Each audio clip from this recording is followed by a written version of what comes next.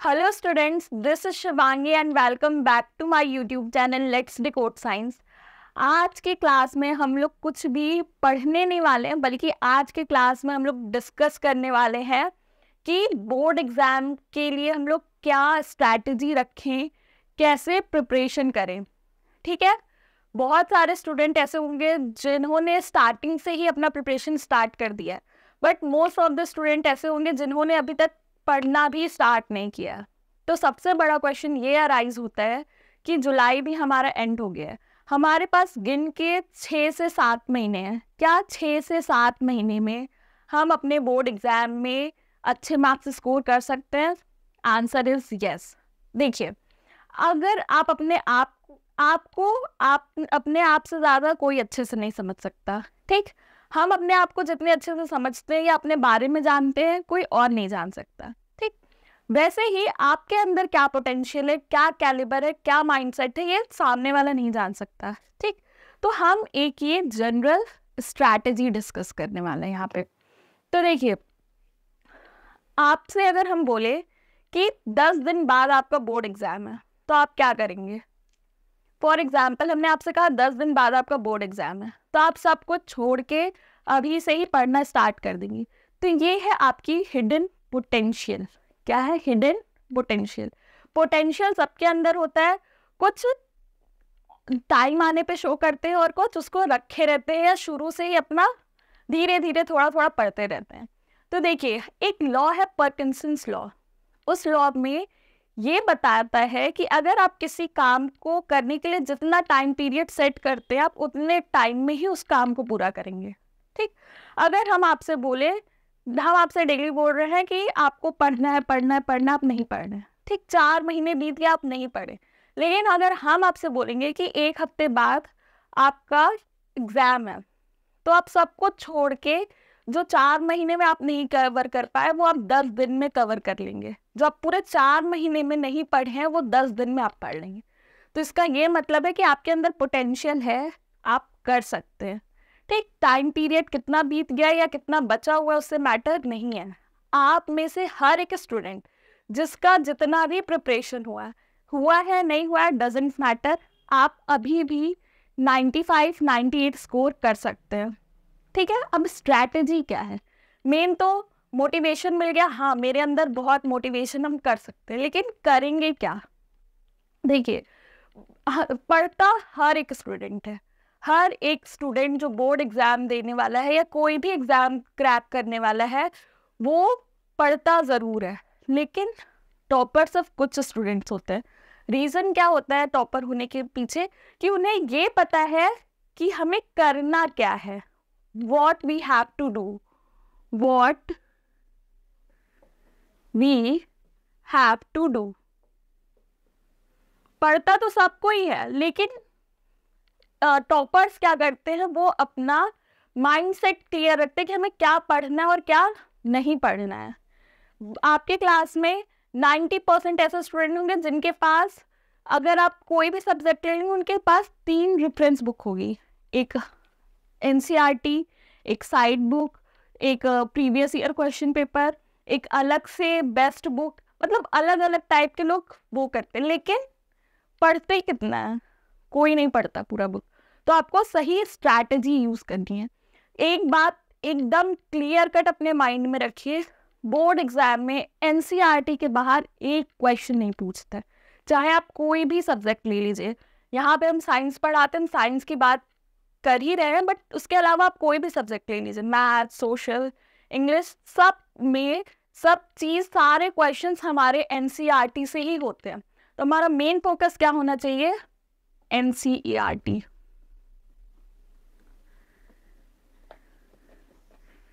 ठीक, NCERT book. आप अलग अलग पब्लिकेशन के 4 बुक पढ़ें, उससे बेटर है आप अपने NCERT बुक को 4 बार पढ़ें। ठीक, same chapter acid, base and salt, अगर आप 4 अलग अलग बुक से पढ़, एक बार NCERT पढ़ लिया, एक बार एस्टन पढ़ लिया, एक बार कोई और बुक पढ़ ली, इट डजेंट मैटर। उससे बेटर ये है कि आप अपने NCERT को ही 4 बार पढ़ो। ठीक, सबसे पहले क्या करना है? फॉर साइंस, फॉर फोकस किस पे रखना है? हमेशा एनसीईआरटी पे, हमेशा एनसीईआरटी पे। अब प्रोसेस स्टेप क्या क्या है? पहला स्टेप क्या है? Step 1, one short video, one short video. आपको एक वन शॉट वीडियो देखनी है। फॉर एग्जाम्पल, अगर आप इलेक्ट्रिसिटी चैप्टर पढ़ने जा रहे हैं तो पढ़ने से पहले, एनसीईआरटी बुक पढ़ने से पहले आप एक बार इलेक्ट्रिसिटी चैप्टर का वन शॉट वीडियो देख लीजिए। अब वन शॉट वीडियो देखने से क्या होगा? देखिए, बुक में बहुत सारी चीज़ें लिखी हैं, बहुत सारे स्टूडेंट होंगे जिनको पढ़ने से ही समझ में आ जाएगा, उनको किसी और की ज़रूरत नहीं है। बट बहुत सारे स्टूडेंट होते हैं जिन्हें एनसीईआरटी की लैंग्वेज नहीं समझ में आती, तो आप एक बार वन शॉट वीडियो देख लेंगे, उसके बाद अगर आप एनसीईआरटी पढ़ेंगे तो आपको समझ में आएगा, अच्छा ऐसे ऐसे हम पढ़े थे और ये लिखा है, मतलब ऐसे ऐसे ये हो रहा है। वन शॉट वीडियो देखने के बाद अगर आप एनसीईआरटी पढ़ेंगे तब जाके आपको एनसीईआरटी समझ में आएगी। ठीक, एनसीईआरटी पढ़ना बच्चों का खेल नहीं है। ठीक, दूसरा स्टेप क्या है? Make a rough note while watching one shot। One shot video देखते वक्त आपके पास एक कॉपी और पेन होनी ही चाहिए, ताकि वन शॉट वीडियो में हम ये नहीं कह रहे आप हर चीज़ नोट डाउन करिए, बट हाँ, आपको जहाँ पे लग रहा है कि कोई टीचर बोल रहा है ये इंपॉर्टेंट पॉइंट है या इंपॉर्टेंट क्वेश्चन है, आप उसको नोट डाउन करिए। ठीक, या कुछ चीज़ें जो आपके हिसाब से आपको इंपॉर्टेंट लग रही हैं आप उसको नोट डाउन करिए। ठीक, फिर थर्ड स्टेप क्या है आपका? Step number 3, read NCERT, read NCERT book. आपको वीडियो देखते वक्त नोट्स बनाने हैं, उसके बाद क्या करना है? आपको अपनी एनसीईआरटी बुक खुद से पढ़नी है। ठीक, एनसीईआरटी बुक पढ़ने के बाद आपको अपना खुद का नोट बनाना है, मेक योर ओन नोट। ठीक, स्टेप नंबर 4 क्या है? मेक योर ओन नोट्स, खुद का नोट्स बनाना है। ठीक, किसी और के नोट्स को कॉपी नहीं करना है। हम ये नहीं कह रहे हैं आप टीचर्स के नोट को कॉपी कर लीजिए या फिर अपने टॉपर के नोट्स को कॉपी कर लीजिए, उसका कोई मतलब नहीं होगा, लिटरली उसका कोई मतलब नहीं होगा। आप सिर्फ और सिर्फ अपना टाइम वेस्ट कर रहे हैं और पेज या कॉपी नोटबुक अपनी भर रहे हैं। ठीक, उस नोट्स का कोई यूज़ नहीं होगा। जब आप अपने नोट्स खुद से बनाएंगे, ठीक, तो आप उस टाइम पे दोबारा एनसीईआरटी पढ़ रहे होंगे। ठीक, दोबारा एनसीईआरटी पढ़ रहे होंगे। पहले तो आप खुद से एनसीईआरटी पढ़ लिए, जब सेकेंड टाइम आप नोट्स बना रहे होंगे उस टाइम पे आपका दोबारा से एनसीईआरटी का रिवीजन हो रहा होगा, कहीं ना कहीं डायरेक्टली या इनडायरेक्टली, क्योंकि आप नोट्स तो अपने से बनाएंगे नहीं, सामने एनसीईआरटी खुली होगी। तो जब अपना नोट्स आप खुद से बनाएंगे तो आप उसमें मेन हेडिंग लिखेंगे, ठीक, टॉपिक लिखेंगे, इंपॉर्टेंट क्वेश्चंस लिखेंगे, हाइलाइट्स लिखेंगे, इतना सब कुछ लिखेंगे आप खुद से। तो आप जब भी नोट्स पढ़ेंगे तो आपको एक दिमाग में क्लिक होगा कि यहाँ पे हम ये चीज़ लिखे हैं, ये चीज़ इंपॉर्टेंट है, या हम इस चीज़ को इस तरीके से लिखे हैं। फिफ्थ स्टेप क्या है? आपको सारे के सारे एक्टिविटीज पढ़ने हैं। रीड या study all the activities, study all the book activity. जितना भी एनसीईआरटी बुक में एक्सरसाइज में एक्टिविटी दिया है आपको वो सारे के सारे एक्टिविटी पढ़ने हैं। एग्जाम में डायरेक्टली एक्टिविटी से उठ के क्वेश्चन आता है, डायरेक्टली एक्टिविटी से उठ के क्वेश्चन आता है। आप अगर पिछले 10 साल का भी अगर साइंस का क्वेश्चन पेपर उठा के देखेंगे तो मोस्ट ऑफ द क्वेश्चन किससे पूछे होते हैं, एक्टिविटी से। और बच्चे क्या करते हैं, दूसरी रेफरेंस बुक में परेशान रहते हैं कि क्या पढ़ लें कि अच्छा मार्क्स आ जाए। सिर्फ और सिर्फ एनसीईआरटी पढ़ना है, बट कैसे पढ़ना है वो देखिए। सिक्स्थ स्टेप क्या होगा हमारा, स्टेप नंबर 6, एनसीईआरटी के इंटेक्स क्वेश्चन सॉल्व करना। Solve all in-text question of NCERT, all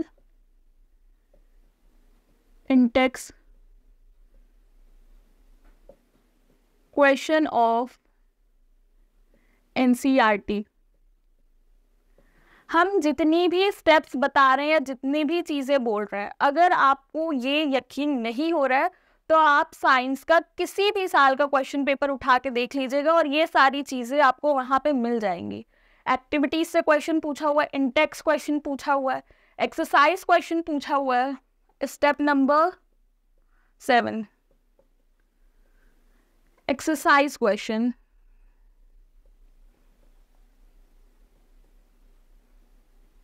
exercise questions, आप एनसीईआरटी का जो बैक एक्सरसाइज है फिर आप उसको पढ़ेंगे, उसके क्वेश्चंस सॉल्व करेंगे।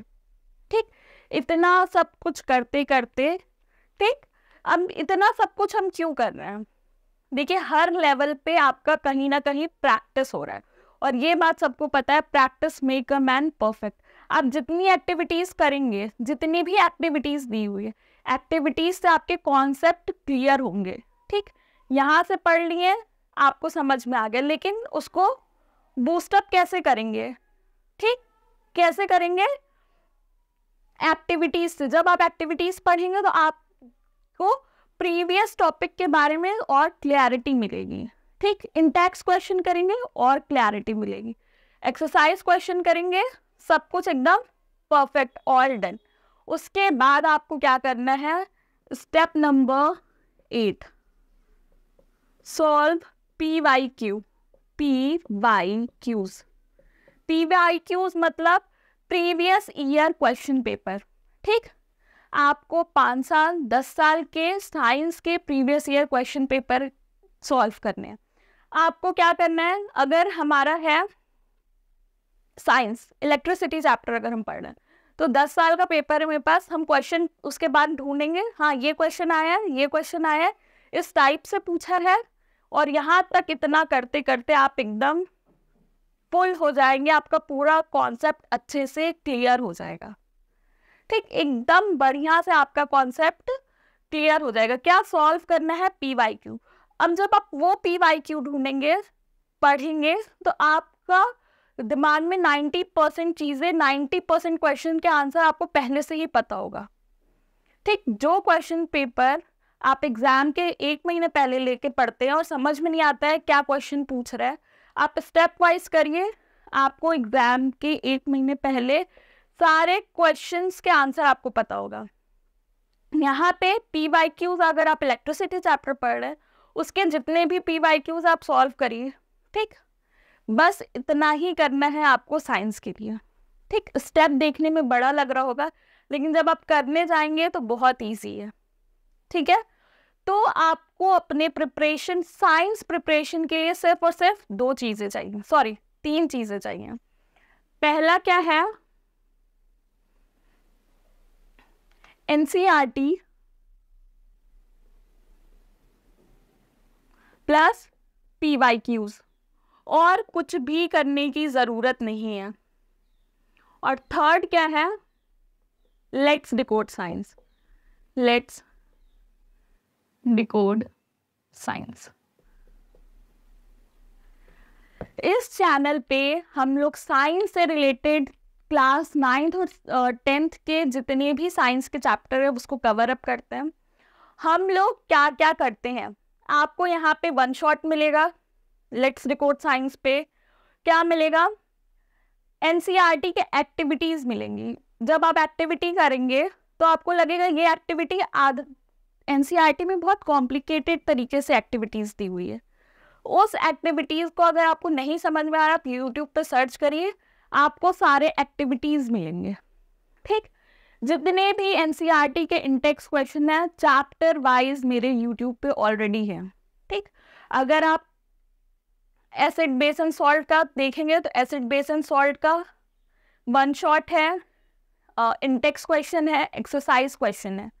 ठीक, इलेक्ट्रिसिटी देखेंगे, इलेक्ट्रिसिटी का one shot, Intex question, exercise question. ठीक, अगर आपको इसमें कहीं भी कंफ्यूजन हो रहा है तो मेरे यूट्यूब चैनल पे हर एक चीज़ें अवेलेबल हैं, चाहे वो एक्सरसाइज क्वेश्चन हो, चाहे इंटेक्स क्वेश्चन हो, चाहे एक्टिविटी हो, चाहे वन शॉट हो। ठीक, तो अगर इन तीनों का कॉम्बिनेशन आपके पास है तो आपको साइंस में अच्छे मार्क्स स्कोर करने से कोई नहीं रोक सकता। ठीक है, तो समझ में आया क्या करना है, कैसे करना है।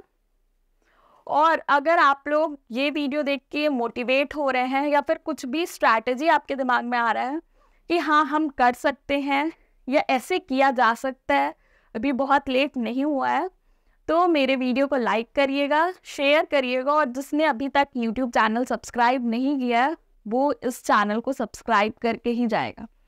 ओके,